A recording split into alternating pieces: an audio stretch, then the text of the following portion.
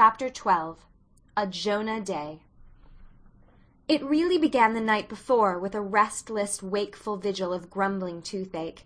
When Anne arose in the dull, bitter winter morning, she felt that life was flat, stale, and unprofitable. She went to school in no angelic mood.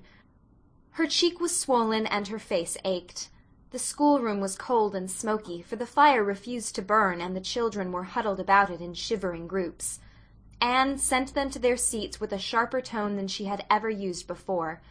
Anthony Pye strutted to his with his usual impertinent swagger, and she saw him whisper something to his seatmate and then glance at her with a grin.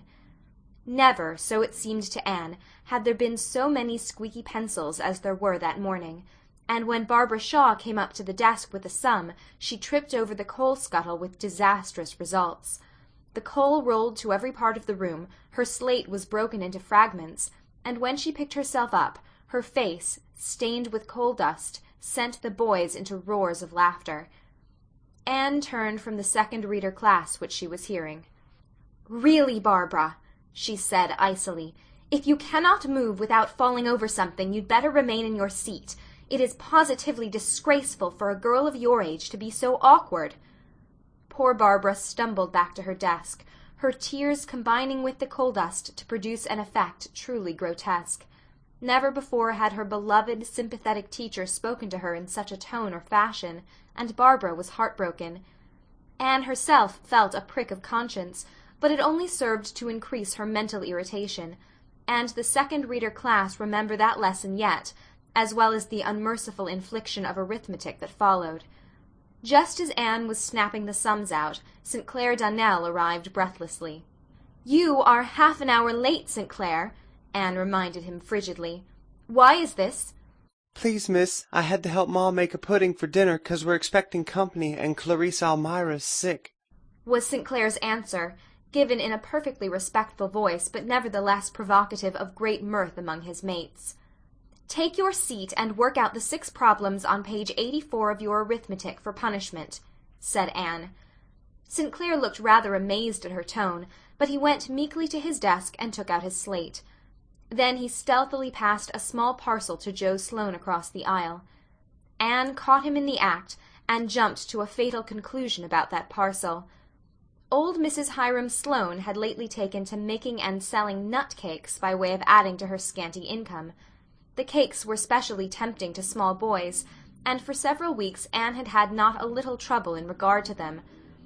On their way to school the boys would invest their spare cash at Mrs. Hiram's, bring the cakes along with them to school, and, if possible, eat them and treat their mates during school hours. Anne had warned them that if they brought any more cakes to school they would be confiscated, and yet here was St. Clair Donnell coolly passing a parcel of them, wrapped up in the blue and white striped paper Mrs. Hiram used, under her very eyes. "Joseph," said Anne quietly, "bring that parcel here." Joe, startled and abashed, obeyed. He was a fat urchin who always blushed and stuttered when he was frightened. Never did anybody look more guilty than poor Joe at that moment. "Throw it into the fire," said Anne. Joe looked very blank. Please, miss," he began. "Do as I tell you, Joseph, without any words about it." But, miss, they're," gasped Joe in desperation. "Joseph, are you going to obey me, or are you not?" said Anne.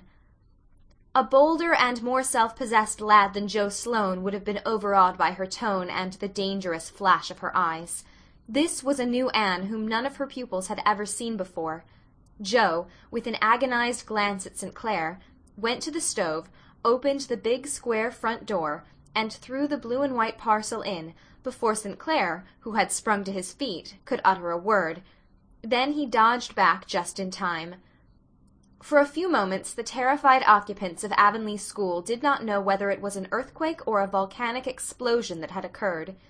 The innocent-looking parcel which Anne had rashly supposed to contain Mrs. Hiram's nut-cakes really held an assortment of firecrackers and pinwheels, for which Warren Sloane had sent to town by St. Clair Donnell's father the day before, intending to have a birthday celebration that evening. The crackers went off in a thunderclap of noise, and the pinwheels bursting out of the door spun madly around the room, hissing and spluttering.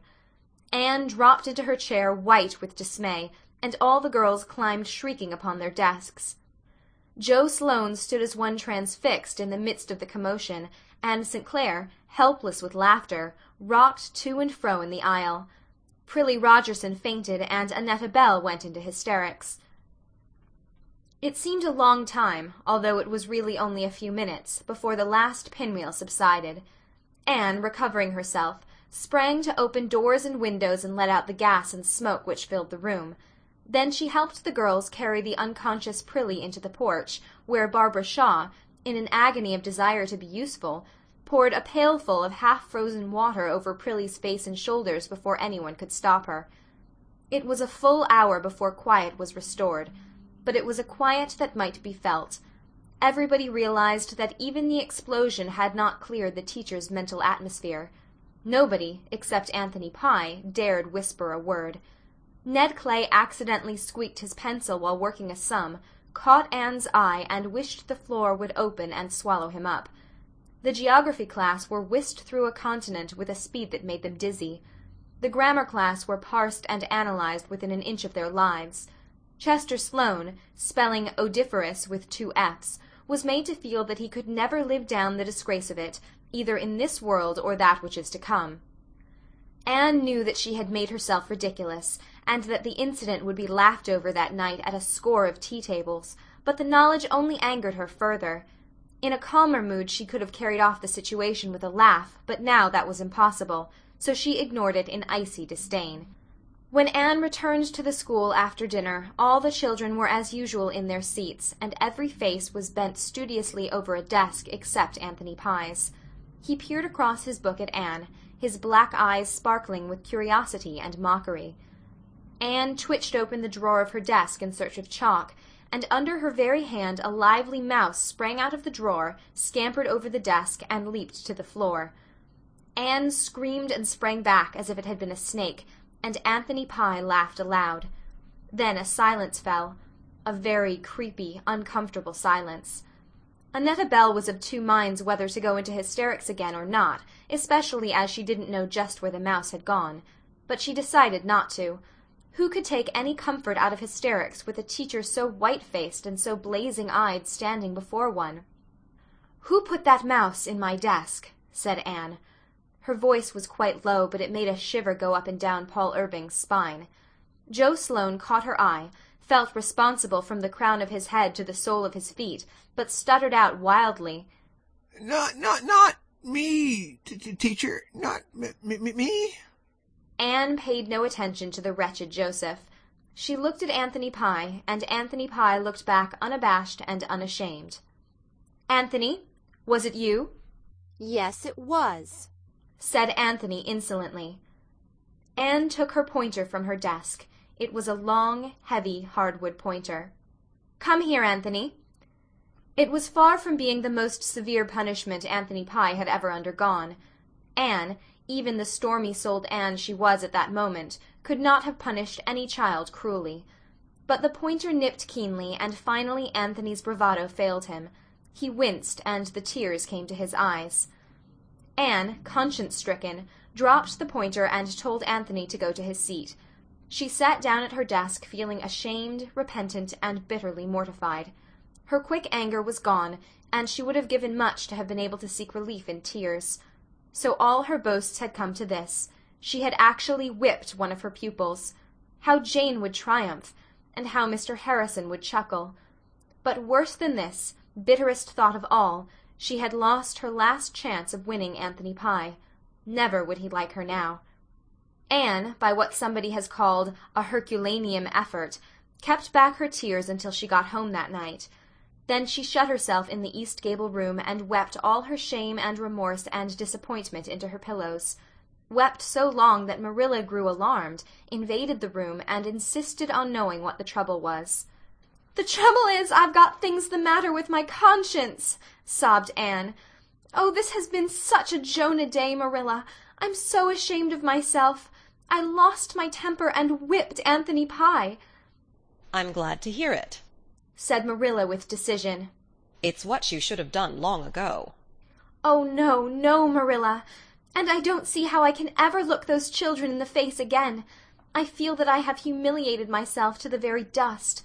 You don't know how cross and hateful and horrid I was. I can't forget the expression in Paul Irving's eyes. He looked so surprised and disappointed. Oh, Marilla, I have tried so hard to be patient and to win Anthony's liking, and now it has all gone for nothing. Marilla passed her hard, work-worn hand over the girl's glossy, tumbled hair with a wonderful tenderness. When Anne's sobs grew quieter, she said, very gently for her, "You take things too much to heart, Anne. We all make mistakes, but people forget them, and Jonah days come to everybody. As for Anthony Pye, why need you care if he does dislike you? He's the only one." "I can't help it. I want everybody to love me, and it hurts me so when anybody doesn't. And Anthony never will now. Oh, I just made an idiot of myself today, Marilla. I'll tell you the whole story."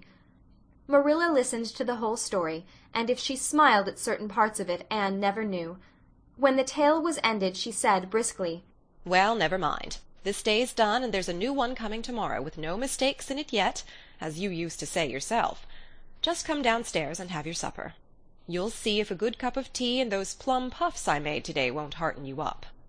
"Plum puffs won't minister to a mind diseased," said Anne disconsolately, but Marilla thought it a good sign that she had recovered sufficiently to adapt a quotation. The cheerful supper table, with the twins' bright faces and Marilla's matchless plum puffs, of which Davy ate 4, did hearten her up considerably after all. She had a good sleep that night and awakened in the morning to find herself and the world transformed. It had snowed softly and thickly all through the hours of darkness, and the beautiful whiteness, glittering in the frosty sunshine, looked like a mantle of charity cast over all the mistakes and humiliations of the past. "Every morn is a fresh beginning, every morn is the world made new," sang Anne as she dressed. Owing to the snow she had to go around by the road to school, and she thought it was certainly an impish coincidence that Anthony Pye should come plowing along just as she left the Green Gables lane. She felt as guilty as if their positions were reversed, but to her unspeakable astonishment Anthony not only lifted his cap, which he had never done before, but said easily, "Kinda bad walking, ain't it? Can I take those books for you, teacher?" Anne surrendered her books and wondered if she could possibly be awake. Anthony walked on in silence to the school, but when Anne took her books she smiled down at him, not the stereotyped, kind smile she had so persistently assumed for his benefit, but a sudden outflashing of good comradeship. Anthony smiled. No, if the truth must be told, Anthony grinned back. A grin is not generally supposed to be a respectful thing, yet Anne suddenly felt that if she had not yet won Anthony's liking, she had, somehow or other, won his respect. Mrs. Rachel Lynde came up the next Saturday and confirmed this. "Well, Anne, I guess you've won over Anthony Pye, that's what. He says he believes you are some good after all, even if you are a girl. Says that whipping you gave him was just as good as a man's." "I never expected to win him by whipping him, though," said Anne a little mournfully, feeling that her ideals had played her false somewhere. "It doesn't seem right. I'm sure my theory of kindness can't be wrong." "No, but the Pyes are an exception to every known rule, that's what," declared Mrs. Rachel with conviction. Mr. Harrison said, "Thought you'd come to it," when he heard it, and Jane rubbed it in rather unmercifully. End of chapter 12.